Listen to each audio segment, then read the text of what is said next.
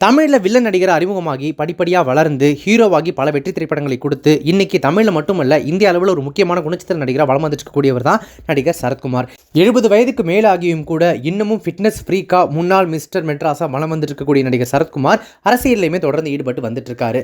அவருக்கு தொழில் மற்றும் தனிப்பட்ட வாழ்க்கையில் பல பிரச்சனைகள் இருந்திருக்கு, அவர் நிறைய எதிர்கொண்டிருக்காரு. இப்போ நடிகை ராதிகா சரத்குமார் அவர்களை திருமணம் பண்ணிக்கிட்டு கடந்த சில வருடங்களாகவே ஒரு நிம்மதியான அழகான குடும்ப வாழ்க்கையை அவர் வாழ்ந்துட்டு இருக்காரு. பட் 90களில் அவர் நடிகை நக்மா கூட காதலில் இருந்தார். அதுவே சரத்குமாரின் அந்த முதல் திருமண உறவு முறிவுக்கு முக்கிய காரணமாக இருந்ததாக மூத்த இயக்குனர் நந்தம் ஹரிச்சந்திர ராவ் ஒரு பேட்டியில் வெளிப்படையாக பேசியிருக்காரு. அவர் என்ன அந்த பேட்டியில் சொல்லியிருக்காரு அப்படின்னா, நடிகர் சரத்குமாருக்கு 1984 சாயா அப்படிங்கிறவளோட திருமணம் ஆனது. இந்த ஜோடிக்கு வரலட்சுமி உட்பட 2 மகள்கள் இருக்காங்க.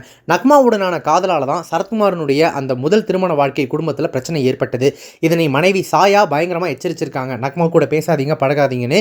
இருந்தாலும் சரத்குமார் நக்மாவை பிரியாததுனால தான் அந்த முதல் திருமண உறவு, அதாவது முதல் மனைவியான சாயா விவகாரத்தை பெற்று சரத்குமார் விட்டு பிரிஞ்சு போயிருக்காங்க. 2000ஆம் வருஷம் சரத்குமார் சாயா விவகாரத்தை பெற்றிருக்காங்க அபிஷியலா. சரத்குமாரனுடைய அந்த முதல் திருமண முறிவுக்கு நக்மா தான் காரணம் அப்படின்னு சொல்லி அப்போ மீடியாக்கள் எல்லாம் பரவலாக பேசப்பட்டிருக்கு. நக்மா இதனால பயங்கரமாக மனசு உடைஞ்சு போயிருக்காங்க. ஒரு கட்டத்தில் சரத்குமார் விட்டு பிரிஞ்சும் போயிட்டாங்க. பின்னர் சரத்குமார் நடிகர் ராதிகா கூட சில திரைப்படங்களை நடிச்சாரு.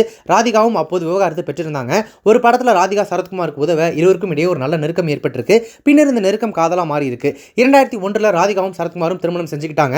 இன்னைக்கு 25 வருடங்கள் கிட்ட சரத்குமார் இந்த தம்பதியினர் நிம்மதியாக சந்தோஷமாக வாழ்க்கையை வாழ்ந்துட்டு இருக்காங்க. பட் இந்த பக்கம் சரத்குமார் திருமணம் செஞ்சுக்கிட்டு அடுத்த லைஃப்க்கு மூவ் ஆன் ஆயிட்டாலும் கூட 50 வயதை கடந்துமே நடிகை நக்மா இன்னமும் திருமணம் செஞ்சுக்காம தனிமையிலே தான் இருக்காங்க.